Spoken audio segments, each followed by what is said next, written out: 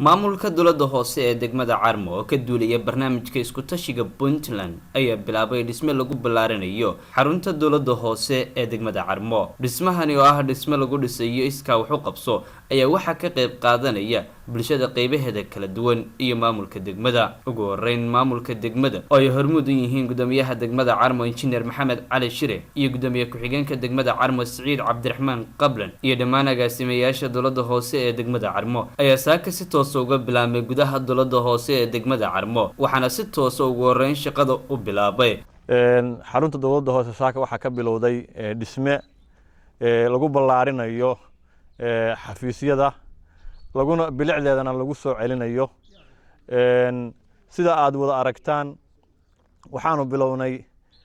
baartiyo kamid ah xafiisyo afar qolo oo qaybtan hadda amraysa idin muuqata oo maraysa saaka la bilaabay qaybta kale waxaanu ka bilaabaynaa hoolkii shirarka oo hool weyn ah waxaanu ku sameynay saad ula socotaan dhirayn waxaanu ku sameyn doonaa insha Allah taala xadiiqado iyo beero sida daraadeed iska wax u qabso wax la yiraahdo aynu ka wada qayb qaadano waxa shaqada ka wada qayb qaadanaya dhammaan shaqaalaha dowladda hoose iyo shacabka reer Carmo dhammaantood way ka wada qayb qaadanayaan waxaynu baraynaa nafteena iyo dadweynahaba in xoogeena aynu wax ku qabsano aynu isugu nimaadno maxaa yeelay quruxdu waxay ka bilaabataa xarunta dowladda hoose bay ka bilaabataa haddii aan xarunta dowladda hoose aysan quruxsanayn hadda meel kalena ma aanu qurxin karno marka sidaa daraadeed qorshahayagii hore oo ahaa inaan magaalada nadiifino inaan toombaleenkii samayno waxaanu saakay aad u dardargelinaynaa inaan xaruntii bilic u samayno oo aanu qurxino wixii ka dhimanna aanu dhamaystirno hadday xafiis yihiin iyo hadday yihiin wareegga dayrka oo magaraysaa u baahan magaraysaa in lagu sameeyo talbiis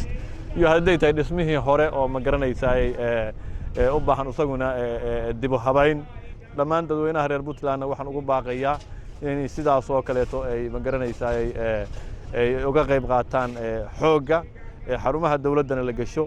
xilligii dawladaheenii hore oo horumarka ku sameeyay Soomaaliya ama dhisay dalka qorshahoodu wuxuu ahaa oo ay ku horumareen wuxuu ahaa xoogga dadweynaha ayaa la isticmaalay oo magaranaysaa dalka dadweynaha dhisay dawladuna way abaabushay annaguna insha Allah sidii tiyo kale ayaan uga dayeynaa ama isku tashigii madaxweynaha Puntland ku dhawaaqay oo ahaa in la isku tashado jidadka la samaysto maraysaa guryaha maraysaa xarumaha dawliga la dhisto anagoo ka duulayna ayaan insha Allah taala saaki aan anagu ka reer Carmo ahaan xarunta dowladda hoose bilownay deegaamada kale iyo xarumaha kale oo hoos yimaada degmadan insha Allah saasaan ugu ballaarin doonaa qaar ka mid ah injineerada dhismaha ee ka qayb qaadanaya barnaamijkan iska wax u qabso ee lagu ballaarinayo xarunta dowladda hoose ee degmada Carmo ayaa iyaguna sheegay dhankooda inay ka qayb qaadanayaan barnaamijkan anigoo ah injineer Abshir waxaan oo ka mid ah injineerada magaalada degmada Carmo waxaanu diyaar u nahay inaan la shaqeyno maamulka oo aanu la hagaajino bilicda magaalada dhismaha magaalada siba meelaha dawladda aanu ku dhisno dhamaantay sidaan u dhannahay injineero fundiyaal maamul dhamaantay aanu ku dhisno